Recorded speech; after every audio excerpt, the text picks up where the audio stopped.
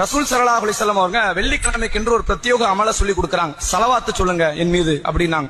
அல்லாஹும்ம ஸல்லி அலா முஹம்மத் வ அலா ஆலி முஹம்மத் கமா ஸல்லைத அலா இப்ராஹிம் வ அலா ஆலி இப்ராஹிம் இன்னக ஹமீதும் மஜீத்.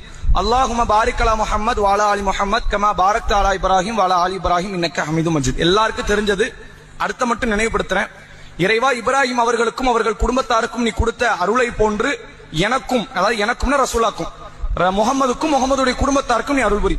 இப்ராஹிமுக்கும் அவருடைய குடும்பத்தாருக்கும் நீ கொடுத்த பரக்கத்தை போன்று முகமது அவர்களுக்கும் அவருடைய குடும்பத்தாருக்கும் நீ பரக்கத்தை கொடு அப்படின்னு கேட்கிற ஒரு அற்புதமான ரசூலா மீது ஓதப்படுகிற ஸலவாத்து. ரசூல்லா சொன்னாங்க, மன் ஸல்லா அலைஹி ஸலாத்தன் ஸல்லல்லாஹு அலைஹி அஷ்ரன். ஒரு முறை என் மீது நீங்கள் ஸலவாத்து சொன்னால் அல்லாஹ் உங்களுக்கு 10 அருள் புரிகிறான். அந்த அருள் எப்படினாலும் இருக்கலாம். பிள்ளை இல்லாதவர்களுக்கு பிள்ளையா இருக்கலாம், வறுமையில் இருப்பவருக்கு செல்வமா இருக்கலாம், ஆரோக்கியமற்றவர்களுக்கு ஆரோக்கியமா இருக்கலாம். நீங்கள் எதிர்பார்க்காத ஒரு 10 அருள் ஒரு ஸலவாத்துக்கு. ஒரு ஸலவாத்துக்கு அல்லாஹ் கொடுக்கிற கூலி என்ன?